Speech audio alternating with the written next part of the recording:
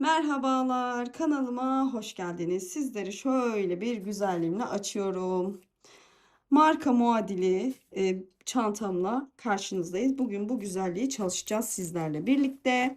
Biliyorsunuz bunun kırmızısını paylaşmıştım Instagram sayfamda. Çok beğenildi. Hemen craft rengi, bakın en çok kullanılan renktir bu rafyalarda. Çalışırken sizlerle de paylaşmak istedim. Önce çantamızı şöyle bir inceleyelim. Sonra detaylı yapımına geçeceğiz. Bakın çantamız bu şekilde duruyor. Ben böyle çantanın modeli belli olsun diye içine küçük bir çanta koydum. Hani ağırlık yapsın diye. Şöyle içinden çıkarıyorum çantamı. Şöyle içini inceleyelim. Hemen böyle bir şekil astar çalıştım. Hazır çanta astarı da kullanılan astarlardan. Bakın şöyle fermuarlı çift askısı var. Hem kol askısı hem yandan çapraz askı ve bu şekilde. Şimdi detaylarını inceleyelim. Şimdi bakın arkadaşlar, ben örgünün başında da göreceksiniz. Rafya kullanıyorum, yerli rafya ve ilerleyen dakikalarda hangi rafya kullandığımı siz de göreceksiniz. Ve iki tane rafya kullandım, 100 gramlık. Bu iki rafyadan kalan rafya bu. Bakın. Yani iki tane rafya ile bu güzel çantayı çıkarabilirsiniz. Şimdi çantamın ölçülerini vereceğim size. Bakın şöyle, ben en geniş yerinden ölçeyim. En geniş yeri 35 santim. Bakın ağız kısmı 32 santim. Yüksekliği de şöyle 23 santim. Biliyorsunuz bir markanın çantası bu. Şuraya bir yere bırakacağım. Reklam olduğu için biraz sansürleyerek yayınlıyoruz. Reklama girdiği için ben bunun kendimce uyarladım. Onun örgüsü daha açık ve aralıklıydı. Ben burada trabzan çalıştım. Ve trabzanlı hali daha güzel olduğunu düşünüyorum. Oldukça kolay. İnanın şunun başında durun, bir günde bitirirsiniz. Trabzandan oluşuyor ve 4 milim tığ ile çalıştığım için. Sizler için çantayı çalıştım. Yazın en çok kullanılan çantalardandır. Baget çanta diye geçiyor. Dediğim gibi oldukça güzel bir çanta. İçi dolduğu zaman çok güzel görünüyor. Bakın oldukça geniştir içi. Tekrar bakın gösteriyorum. Şöyle benim bir çantam var. Bu da oldukça büyük. Bunun içine alıyor. Bütün günlük ihtiyaçlarınızı, her şeyi alır. Şöyle aşağı doğru sarktığı zaman zaten çantanın asıl modeli bu şekilde çıkıyor. Bakın. Şöyle. Az kaldırayım. Bu şekilde çantanın modeli ortaya çıkıyor. Olabildiğince evde yapabileceğimiz, yani alabileceğimiz malzemelerle yapabilirsiniz. Askı alamıyorum derseniz askıyı da örüp yapabilirsiniz şu kancalarla birlikte. Tamamen fikri alın ve kendinize göre uyarlayın arkadaşlar. Buraya kadar izlediysen, kanalıma abone değilsen lütfen abone ol. Çünkü abonelik ücretsiz ve bana yapabileceğin en büyük destek abone olmak, hype puanı vermek ve emoji de olsa yorum yapmak. Tekrar buradan belirtmek istiyorum. Çok yoğun olduğum için hem burası hem Instagram yorumlarınızı cevap veremiyorum ama hepinizi okumaya, okuyabildiğim kadar okumaya dikkat ediyorum. Çok teşekkür ediyorum güzel yorumlarınız, destekleriniz için. Ama bir şey örerken mesela bir yerde takıldınız, bana Instagram sayfam üzerine ulaşırsınız. Oradan dönüşü daha çabuk yapıyorum ve benim çantalarımı yapan, beni etiketleyen arkadaşları da story'imde seve seve paylaşıyorum diyorum ve çantamızın yapımına geçelim. Bugün sizlerle beni Instagram hesabından takip edenler bilir. Bu marka muadili arkadaşlar. Orada şu sık iğne kısımlarını farklı yapmışlar. Çok delikli görünüyordu. Pardon, trabzan kısımlarını ben bu şekilde trabzan halinde ördüm ama duruşu, formu birebir aynı. Sadece onu da biliyorsunuz, buralarına deri aparatlar var. Tabii ki alıp kullanabilirsiniz. Ben elimdeki malzemeleri değerlendirdim. Çoğu da bulamayanlar oluyor. Yani örgüden şöyle aparatlar yaptım. Hangi markanın olduğunu üstte bir yere yazacağım. Oradan anlayabilirsiniz. Bakın tam böyle günlük tak çık, böyle yumuşacık bir çanta. Ben genelde biliyorsunuz, beni takip eden bilir, elim sıkıdır ve yaptığım çantalar çok toktur. Ama bu çantanın orijinali de bu şekilde ve böyle yumuşak bir çanta ve formlu bir çanta. Şimdi bunun anlatımını yapacağım size. Ben bunu dediğim gibi takip edenler yine bilir. Bir günde ördüm arkadaşlar. Oldukça basit ve kolay ilerleyen bir çanta. O yüzden İp ne kadar gitti hatırlamıyorum ama videonun tabii ki üst kısmına buraları bir yere yazıyla yazacağım. Ne kadar ip gittiğini açıklamalar kısmına da bırakacağım. Bu arada reklam değildir. Bu arada soracak olanlar olacak çünkü marka rafya kullandım. Tamamen kendi alıp deneyimlediğim ve memnun kaldığım, tavsiye ettiğim ürünleri sizinle paylaşıyorum. Bakın Koreka rafya. Bunu da Koreka rafya ile ördüm. Biliyorsunuz oldukça dayanıklı ve güzel bir rafyadır ve metrajı da iyidir ve yıkanabilirdir. Şimdi bakın dediğim gibi kullandığım ürünleri sizlerle paylaşıyorum. Çünkü çok soruyorsunuz hangi iple ördünüz diye. Ama siz elinizdeki bir rafyayla da yapabilirsiniz. Tabii ki hiçbir zorlama yok. Kağıt iple de çalışabilirsiniz. Orada bir sıkıntı yok. Dediğim gibi tamamen resme bakarak şöyle çıkardım. Bakın örgümüz ikili trabzanlardan oluşuyor. Şöyle altta bir oval tabanım var. Ve yukarı doğru bakın.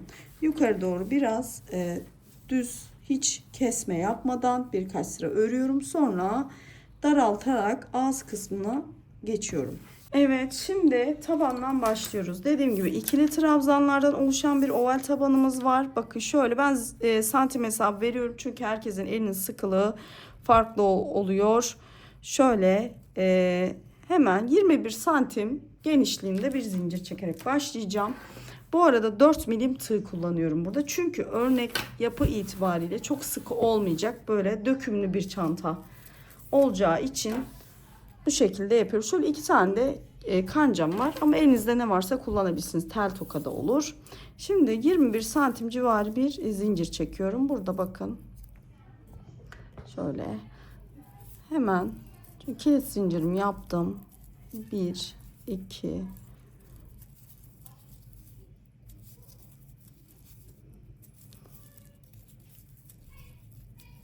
bakın arkadaşlar dediğim gibi herkesin el eğri ipinin kalınlığı farklı oluyor.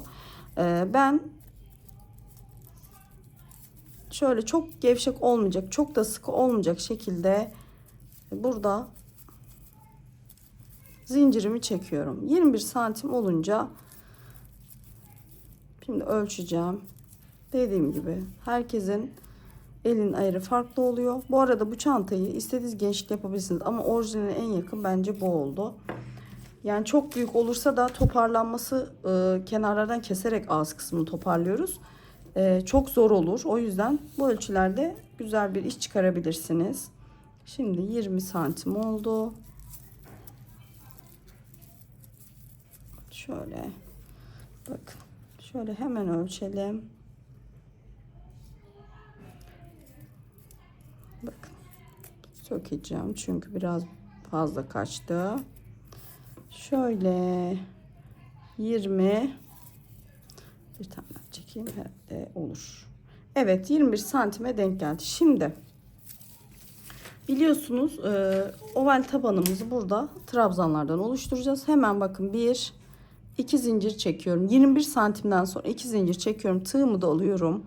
Hemen bakın 1, 2, 3.'ye yani 2 zincirden önceki zincirin içine batıyorum. İkili trabzan. Burada elinizi çok sıkmayın. Dediğim gibi hatta şöyle yapalım. Bakın şöyle ters çevirin. Bu sefer böyle yapalım. Bunda çok sarın oluyor. Bakın ben genelde bu taraftan batarım. Bu sefer şu arka kesik çizgilerine batıp yapmayı deneyeceğim. Şimdi bakın. 2 tane zincirden sonra şöyle çeviriyorum. Şurada bakın zincirimizin arka kesik çizgileri var. Zaten bu çanta oldukça hani delikli görünen bir çanta. Orijinalinde resmini bulursam yapıştıracağım. Bakın şimdi şu arkadaki kesik çizgilere batıyoruz. Şimdi bakın en son 21 santimden sonra 2 zincir daha çektim bu trabzan için. Çünkü trabzandan taban yapıyorduk. Hemen bakın 1-2 zincirden sonra üçüncünü şöyle batıyorum zincirin içine. Ve ikili trabzan. Şöyle çok sıkı olmayacak şekilde trabzanlarınızı yapın. Çünkü çanta orijinalinde böyle salaş daha delikli duran bir çantaydı. Ben hatta onda sık iğnenin böyle aralarına batılmış gibi bir model vardı. Ben hani çok delikli geldiği için bana ben bu şekilde yaptım. Biraz daha sıkı benimki onunkiye göre, orijinale göre. Şimdi bakın. Şimdi her birine bir tane ikili trabzan yapıyoruz. Ve sıra sonunda, bakın sıra sonunda bu köşeye 5'li arttırma yapacağız. Normalde oval tabanlarda 3 yapıyorduk ama bu çantada 5 yapıyorum. Şimdi bakın en son yere kadar şöyle trabzanlarımı yaptım. En son en başta işte kilit zincirimiz vardı. Onun içine de yaptım arkadaşlar. Şimdi beşli bir arttırmamız var. Ama önce şöyle en son yaptığım ikili trabzanın tepesine şöyle bir işaretçi takıyorum. Elinizde ne varsa tel toku olur, normal kanca olur, ip olur. Buraya koyabilirsiniz. Zaten çok bir tabanımız yok. 200 sıra taban yapacağız. Ondan sonra zaten çantamızı örmeye devam edeceğiz. Şimdi aynı noktaya bakın şöyle tekrar ikili trabzan, 5 tane ikili trabzan yapıyoruz. Bu arada trabzanları yaparken asla ipinizi sıkmayın. Yani model gereği böyle bol ve gevşek örülmüş bir çanta. 2 4 ve 5.'yi de yapıyorum. Bakın. Yani bu, bakın biraz da sıktım. Şimdi 2 4 5 tane. Şimdi bakın hemen karşıda zincirin diğer kanatları kaldı biliyorsunuz sık iğnede. Şöyle ipimi yürüterek onların karşısına yine ikili trabzan yapıyoruz bakın. Şöyle.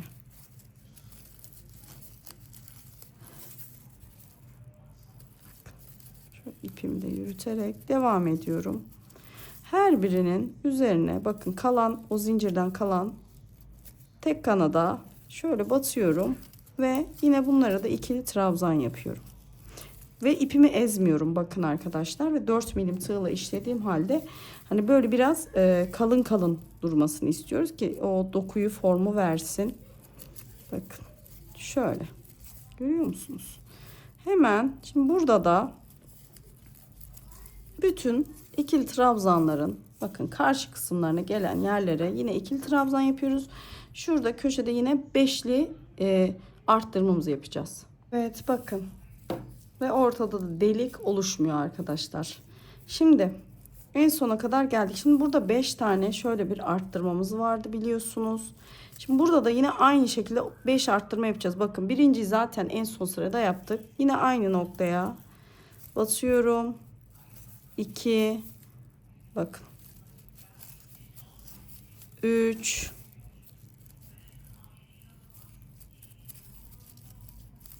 4 ve bakın bir tane de aynı noktayı yapıyorum. Bu arada şu ben genelde yok ederek yaparım tabanları. Benim bilmem şu bakın zincir çekmiştik ya onu yok ediyorum yani arada. Bakın ve 5. Şimdi bu zincirin şöyle bakın başlangıç zincirimin şöyle tepesine batıyorum. Hemen ilmeğimi çektim, çıkardım. Şöyle hafif uzatıyorum trabzan yapacağım kadar. Şöyle önce bir bakın. Şöyle önce bir kendi eksenini geriye doğru doluyorum. İpimi alıyorum. Bakın. Tutuyorum. İkisini aynı anda çıkartıyorum. Veya bakın veya da bu şekilde yapabilirsiniz. İki seçeneğiniz var. Hemen şuradan ip tığımı arkadan alıyorum. Tığımı arkaya çekiyorum. Bakın.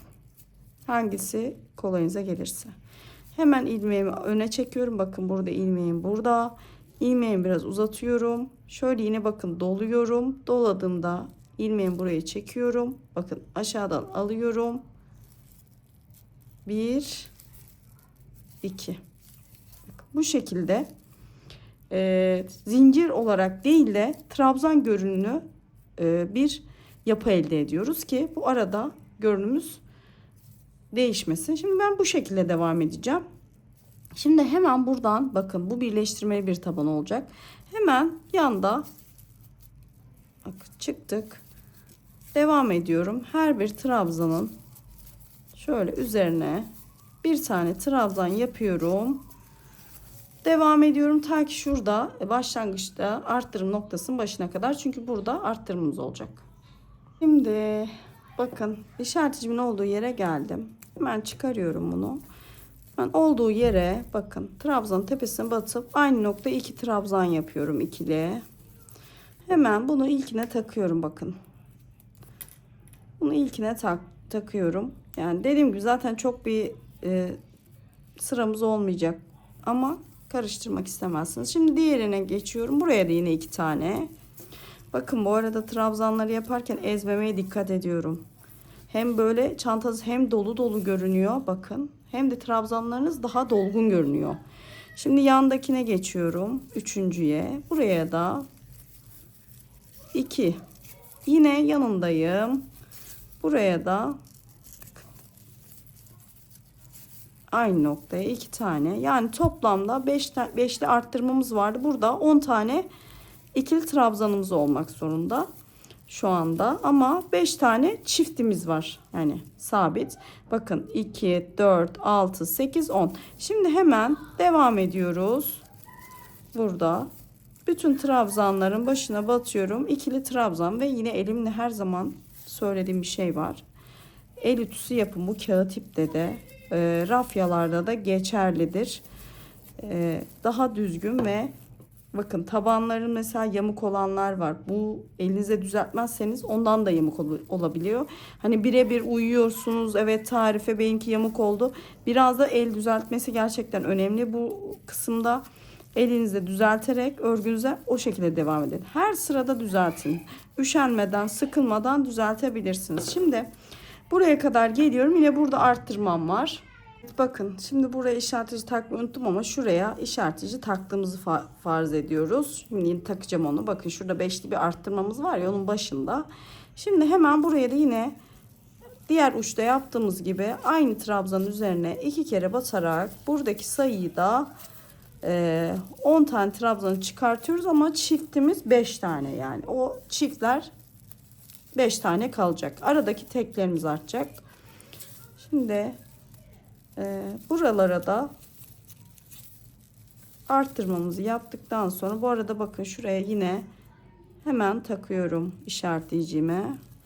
Şöyle bakın bir bu kısımda bir de bu kısımda. Hemen yanına yine bakın şöyle bakın hemen sayın, her zaman kontrol edin. 2, 4, 6, 8, 10. Şimdi burada birleşim noktasındayız. Yine biliyorsunuz tabanımız hep birleştirmeli gidiyor. Bakın şurası yine bakın bu çıktığımız, hemen ipimi şöyle şu şekilde yapıyorum. Ben tepeden batıyorum, ipimi arkaya alıyorum. Ya bu kısımda zincir de çekebilirsiniz yapamıyorum derseniz ama zincirden emin olun çok daha güzel oluyor. Hani belli olmuyor. Ya illa ki birleştirme noktalarına bir şeylik kalıyor. Hani tamamen görünmüyor diyemem. Ama en aza indirgemek mümkün. Bakın çıkardık ve bunu burada bıraktık. Hemen aynı noktadan tekrar batıyorum. İpimi alıyorum. Bakın biraz uzatıyorum. Bakın. Ve kendi ekseni etrafına şöyle geriye doğru tığımı doluyorum. Buradan tığımı geçiriyorum. İpimi alıyorum ve iki seferde bakın şöyle biraz şurayı bol bırakmışım. Bakın şöyle oluyor ve devam ediyorum. Bakın hemen yine devam ediyorum ve trabzanlara. Ya bu zincirden daha güzel bir görüntü. Şimdi hemen devam ediyorum. Her birinin üzerine bir tane ikili trabzan yapıyorum. Şimdi böyle devam ediyoruz. Şöyle elimle de düzeltiyorum bakın. Şimdi devam ediyoruz. Buraya gelince bir tek bir çift sırasına geçeceğiz. Bakın şöyle elimle düzelttim. Yine arttırma noktasındayım burada. Şimdi burada bir tek bir çift yapıyoruz. Şimdi bakın aldık, hemen bir tane tek yapıyorum. Yani bir tane tekli bir tane ikili trabzan. Hemen buraya yine bunu taktım. Hemen yanına bir tane çift, yani aynı noktaya 2 tane ikili trabzan. Hemen yanına bir tek, hemen yanına bir çift ikili trabzan ve bu çift ikili trabzanlarımız 5 tane olacak arkadaşlar. Bu başlangıçtaki 5 tane ikili trabzan yapmıştık. 5 çift olarak devam edeceğiz. Aralarındaki tekler çıkacak. Hemen onun yanına bir tane daha çift trabzan sırasındayım. Bakalım. Bakın 1, 2, 3. çiftimi yaptım. Hemen yanına bir tane tekli ikili trabzan tek. Hemen yanına dördüncü çiftimi yapıyorum. Artık ikili trabzan dememe gerek yok sanırım. Çünkü örnek hep ikili trabzandan oluşuyor. Şimdi tekimi yapıyorum. Ve buraya son çift trabzan yapıyorum. Bu 5. Hemen karıştırdıysanız şöyle bir sayabilirsiniz. Ve mutlaka bakın şöyle düzeltiyorum. 1, 2, 3, 4, 5. 5 tane yaptıktan sonra buradan devam ediyoruz. Yine buraya gelene kadar teklilerin üzerine tek bir tane, yani ikili trabzan. Burada yine bir tek bir çift, bir tek bir çift, bir tek bir çift şeklinde ve burada birleşim yerine geleceğiz ve bir üst sıraya çıkacağız. Evet, bakın yine birleştirmemi yaptım. Burada da 5 tane çift, yani bir çift bir tek sıramı tamamladım. Yine gösterdiğim şekilde üst sıraya çıktım. Burada şimdi buraya kadar geliyoruz. Her birine bir tane ikili trabzan ve burada bir çift iki tek yapacağız. Bu şekilde sıramızı tamamlayacağız. Şimdi dediğim gibi işaretleyicinin olduğu yere kadar trabzanlarımı yapıp geliyorum. Evet, bir çift iki tek sırasına geçeceğiz.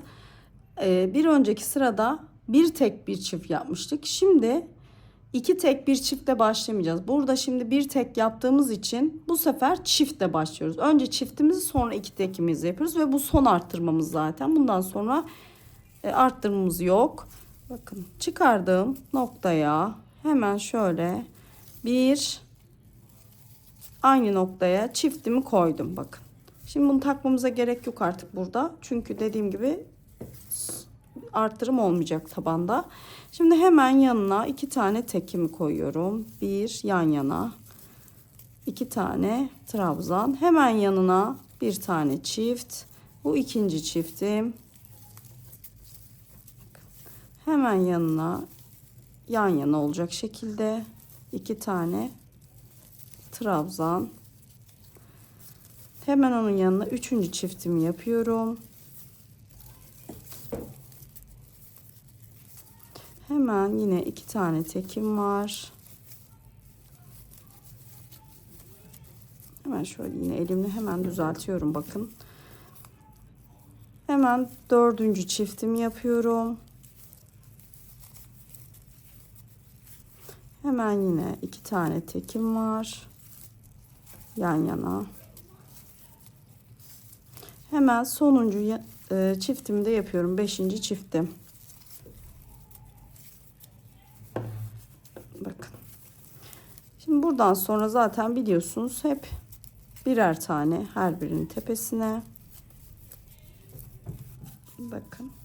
Şimdi birer tane yaptıktan sonra burada da yine aynı şekilde önce bir çift iki tek, bir çift iki tek şeklinde sıramızı tamamlayacağız. Evet, şimdi bakın tabanımız burada bitti. Şimdi örgü buradan devam ettirmeyeceğim.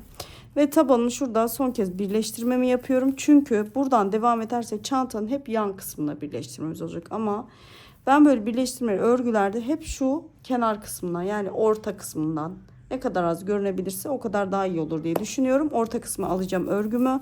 Hemen bunu buradan yine birleştiriyorum. Şöyle bakın ipimi aldım. Hatta şöyle yapayım. Şöyle kesiyorum ipi. Şuradan ipimi bakın son trabzandan sonra çıkartıyorum şöyle. Ve burada bakın şuradan tığımı alıyorum. Hemen öne doğru ipimi çekiyorum ve ipimin şurada bakın çıkış noktası burası. Buradan yine tığımı arka taraftan doğru batırıyorum. İpi buradan içeriye çekiyorum ve bu şekilde oluyor. Bakın hiç birleşim yeri belli değil. Şöyle ipi birkaç kez şöyle yürütüyorum. Zaten burada örgü örerken üzerinden doğru gideceğimiz için sıkıntı olmayacak ama kesmeyin, yani yürütün. Şimdi ipi böyle yürüttükten sonra ütüleyebilirsiniz ama ben ütülemiyorum tabanı. Çünkü zaten böyle bakın şöyle bir taban oluyor. Şimdi burada bu sıradan sonra bakın burada yapmışım. Bakın şimdi.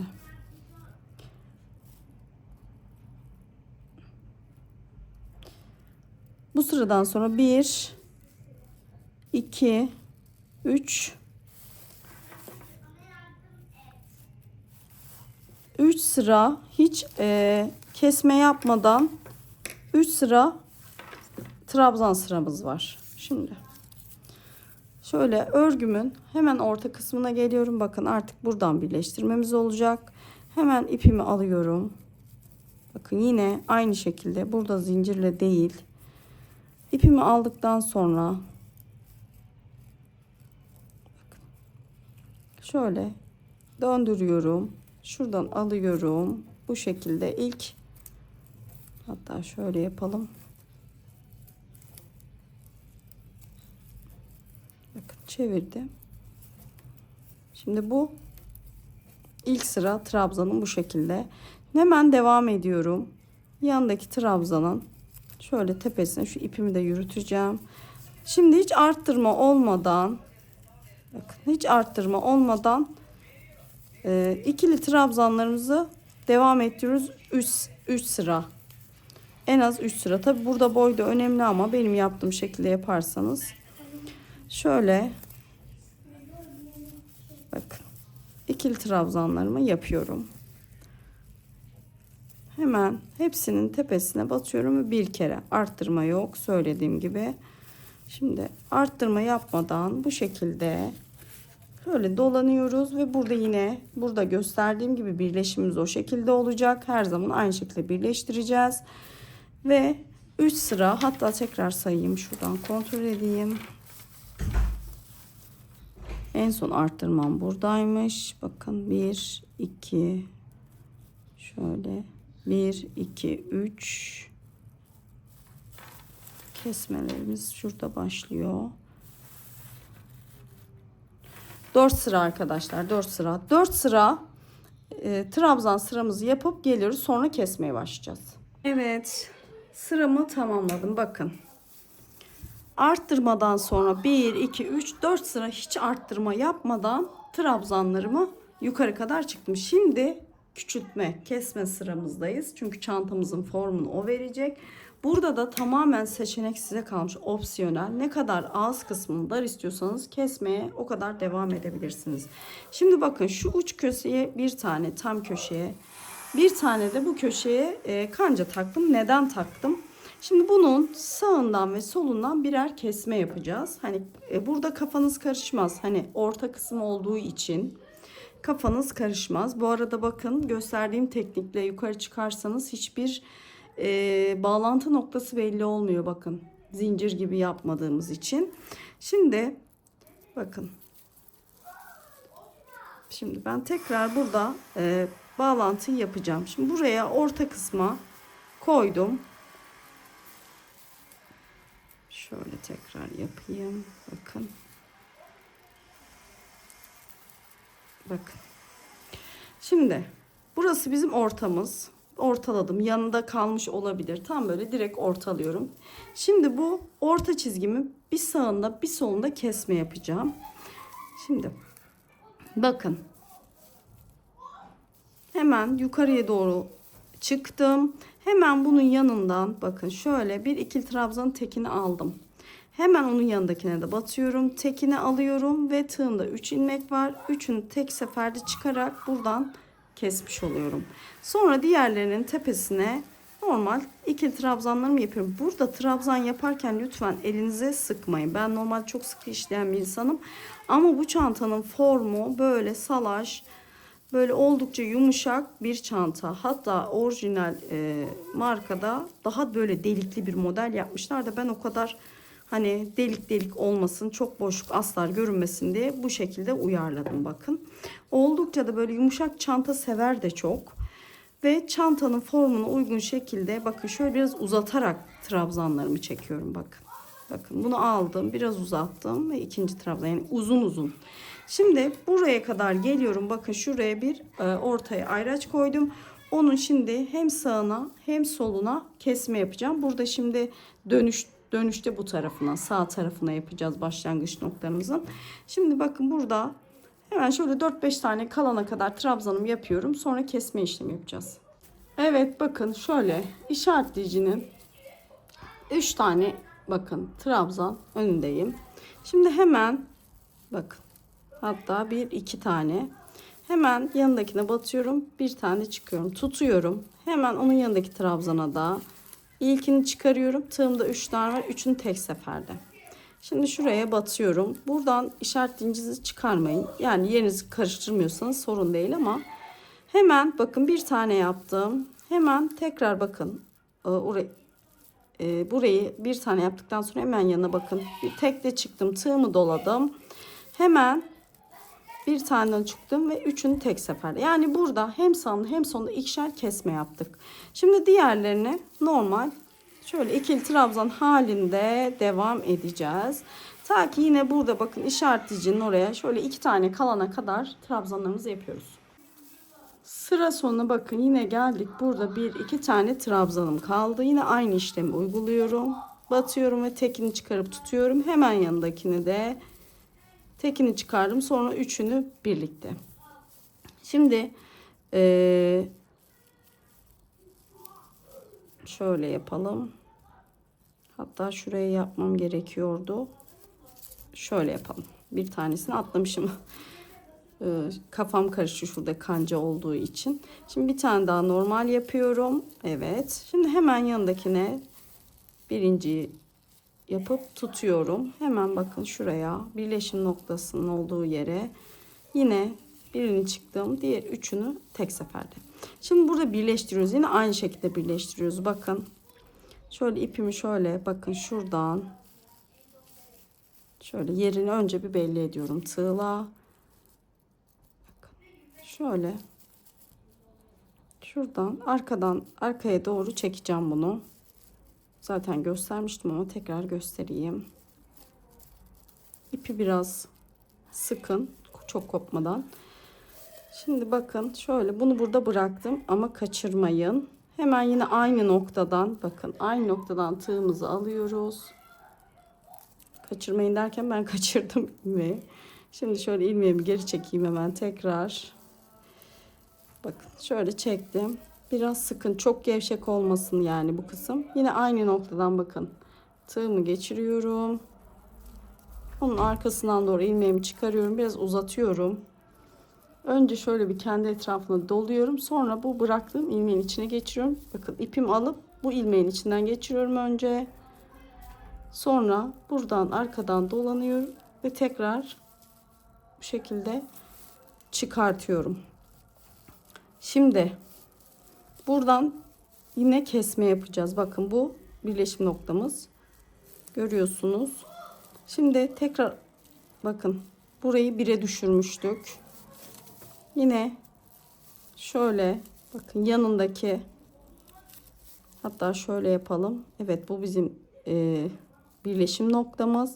1 2 evet şimdi yine yanına aynı noktaya batıyorum. Bakın tekini aldım, tuttum ve diğerinin yanına da geliyorum ve diğerini de bir kere çıkardım ve üçünü tek seferde. Yani burada gösterdiğim gibi hem sağında hem solunda ikişerli eksiltme yapıyoruz ve bunu toplam böyle 4 sıra yapıyoruz. Hem sağda bu tarafta hem solda ikişerli keserek en az 4 sıra bir gidelim. 4 sıradan sonra zaten bakacağız duruma. Burada boyut da önemli. Hani istediğiniz boyuta kadar ağzı dar yapabilirsiniz ama çok dar olmamasında fayda var. Çantanın dökümlü durması açısından ama bakın birinci sıramızı yaptık. Şimdi ikinci sıramızdayız. 3, 4 yani 4 sıra keseceğiz. Ondan sonra devam edeceğiz. Evet bakın arkadaşlar 4 sıra kesme sıramı yaptım. 4 sıradan sonra bakın 1 2 3 sırada hiç kesmeden yukarı trabzan yaptım. Bakın 4 sıra sağlı sollu birer kez kesme yapmıştık. Biliyorsunuz söylemiştim. Sonra bu 4 sıra kesmeden sonra 3 sırada hiç kesme yapmadan düz trabzan sırası yaptık. Şimdi sık iğne sırasındayız. Yalnız bakın bu kesme yaparken şöyle yana doğru kaymış olabilir ilmeğiniz. Benim de kaydığı için. Şimdi bunu bakın şöyle bağlayacağım ve şu orta kısmından başlayacağım ben sık iğneyi. Çünkü birleştirme yerleri her zaman şöyle kenarda kalmasını severim. Şimdi şöyle ipimi kesiyorum. Bakın şuradan ipimi çıkartıyorum ve burayı birleştireceğim. Sık iğne sıramı yapacağım ve sonra zaten çantamızın büyük bir kısmı bitmiş olacak. Şöyle alıyorum. Bakın. Buradan yine ipin çıkış noktasından tığımı geriye çekip ipimi geriye çekiyorum.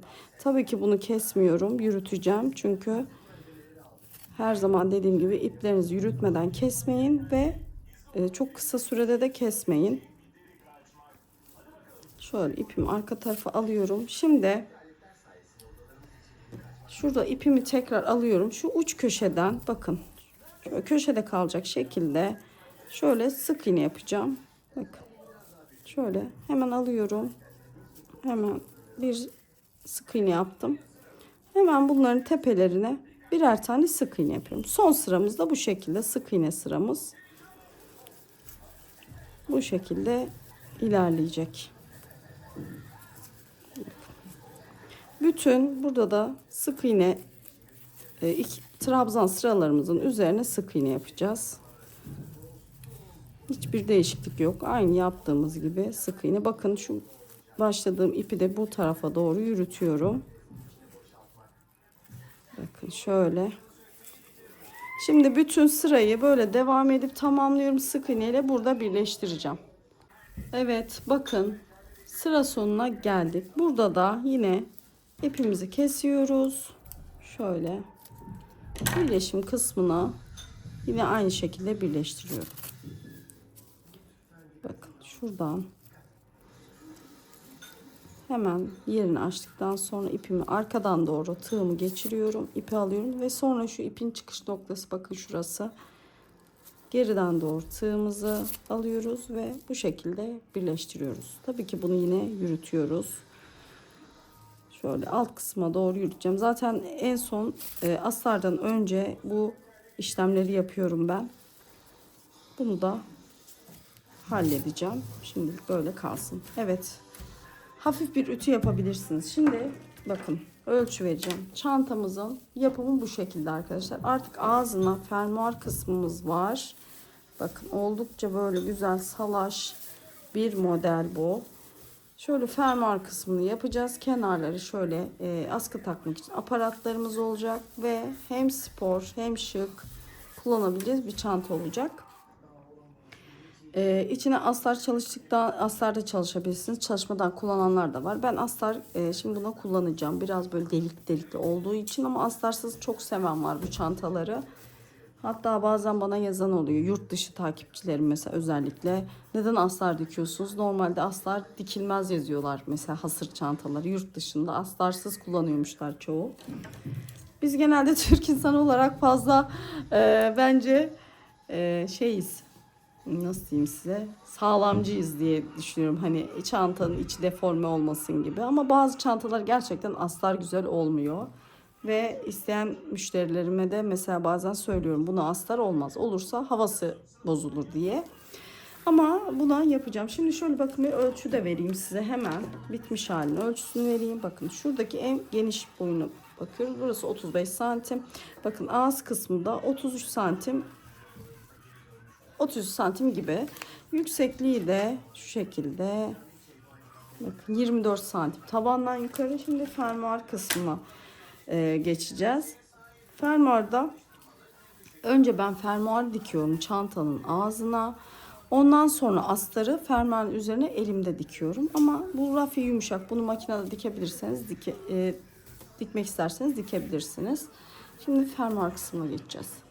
Evet, şimdi çantamın son kısımlarına doğru yaklaştım. Bakın şimdi burada fermuar kısmını diktim bakın. Şöyle bu sefer bunu makinede diktim ve hayalet ipte bakın görünmüyor.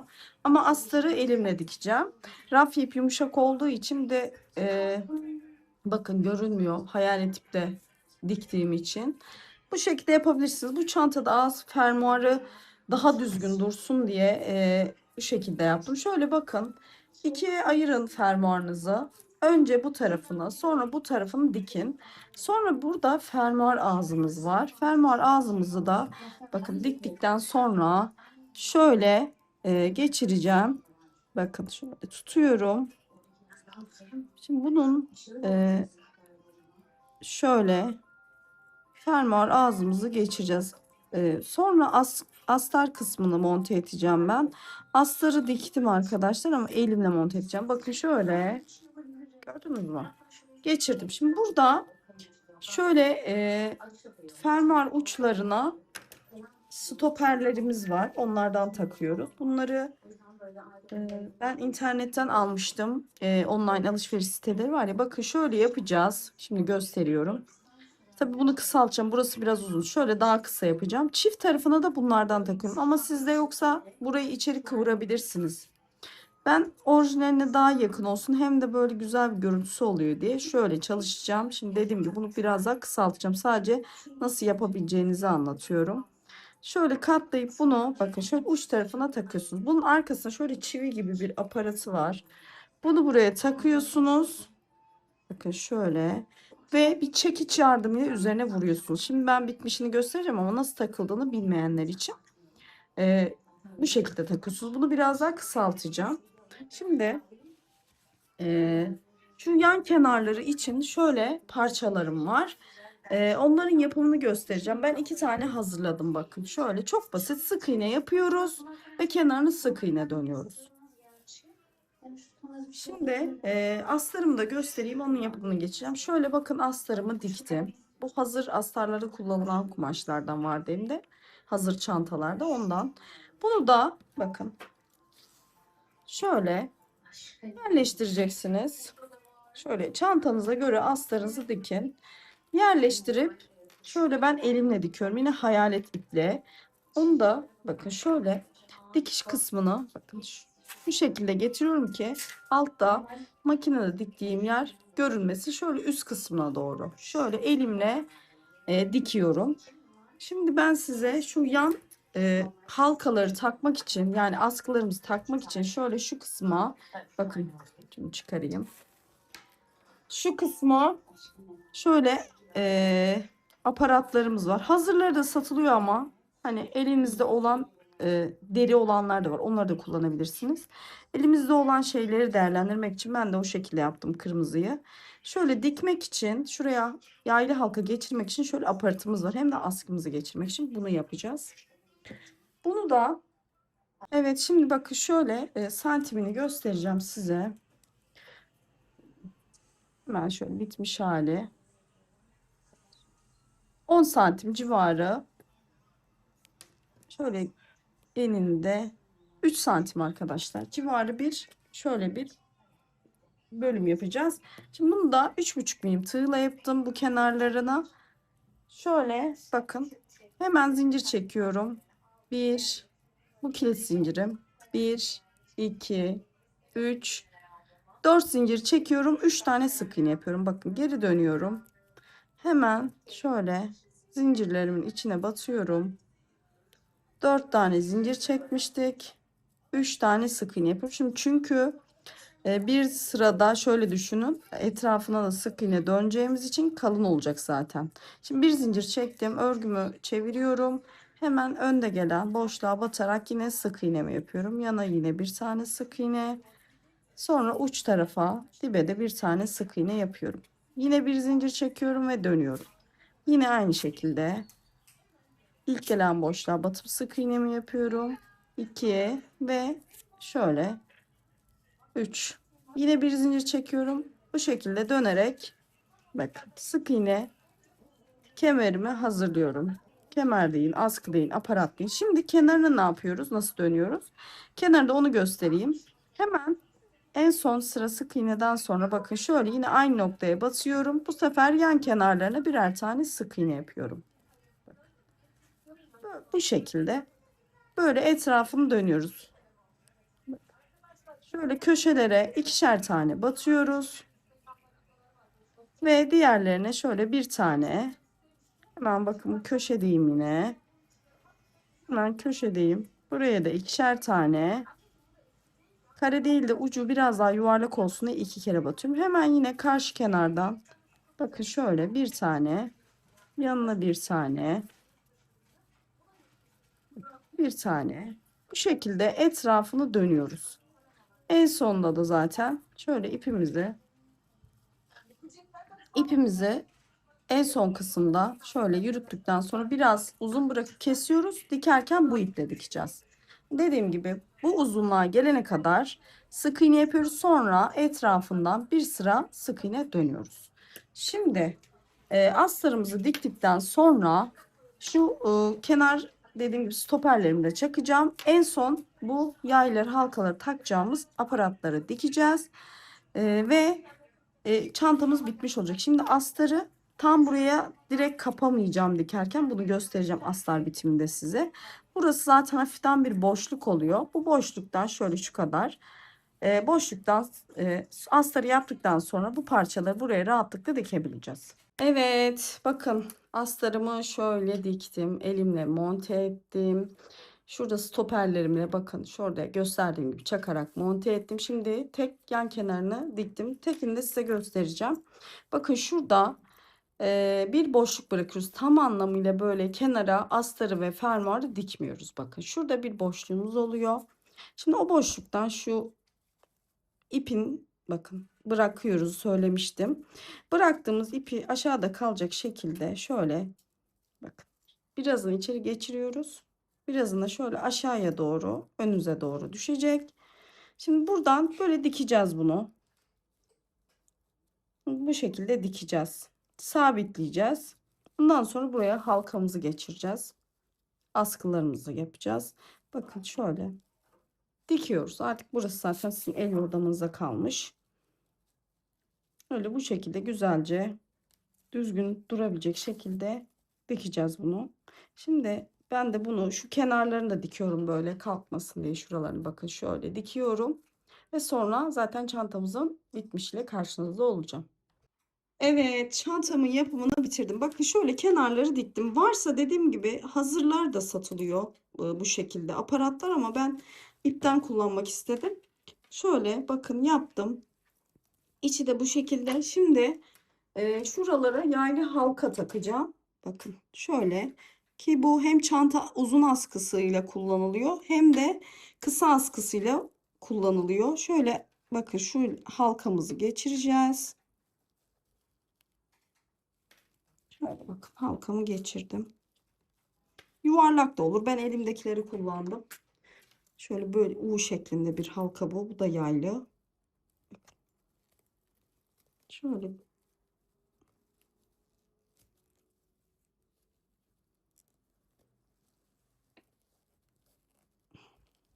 evet. Evet, bunu da geçirdim. Şimdi bakın. Şimdi buraya bir halka daha takıyoruz. Neden? Hem uzun askı hem de kısa askı takacağımız için bakın şöyle. Bunlar birbirine dolaşmasın diye şöyle iki tane halka takıyorum. Ve kısa askımız var. Bakın halkaya hem kısa askıyı takacağız hem de uzun askıyı takacağız. Şimdi kısa askımız. Bakın. Bir de şöyle uzun askısı. Onu da aynı yere takıyoruz. Bunlar hem dolaşmasın diye. Bu da size kalmış aslında, yani kullanıp kullanmamak, ama iki şekilde de kullanabilirsiniz. Bakın şöyle astım. Çantamın içi şu şekilde. Fermuarını bakın kapatıyorum. Şimdi göstereceğim size. Çok kullanışlı bir model oldu. Zaten içi dolunca çok güzel oluyor. Şimdi hemen size şöyle içine ben doldurayım hatta. Şöyle bakın. Şöyle bir çantam var. Bakın küçük bir çanta. Küçük dediğim bayağı da büyük. Buna örgü malzemelerimi koyuyorum. Şöyle koydum. İçine böyle hemen kapatıyorum. Ve şöyle yukarı doğru kaldıracağım. Bakın bu şekilde. Çok güzel oldu. Şöyle de kaldırayım. Bakın. Bu markanın çantası gördüm. Çok beğendim. Orada da yapılmış ama dediğim gibi modelini ben değiştirdim. Ben böyle trabzanla yaptım. Onun delikleri daha çok böyle gözenekliydi. Bence bu haliyle çok daha güzel oldu. Oldukça da şık. Dediğim gibi ister kol omuz askısı da kullanabilirsiniz. Kol askısı kolda da çok güzel duruyor. Umarım beğenmişsinizdir. Ee, Bu arada da videonun başında göreceksiniz ama iki tane ipten kalan bu arkadaşlar. Yani iki tane e, 100 gramlık 220 metrelik rafyamda ikincisinden kalan bu şekilde. Oldukça şık bir çantanız oluyor ve yapısı bakın yumuş yumuş ve çok güzel. Umarım beğenerek severek siz de örersiniz. Şimdiden ellerinize sağlık. kanalıma ücretsiz şekilde abone olup bana destek verirseniz de çok mutlu olurum. Destekleriniz için şimdiden çok teşekkür ediyorum. Bir sonraki videoya kadar hoşça kalın.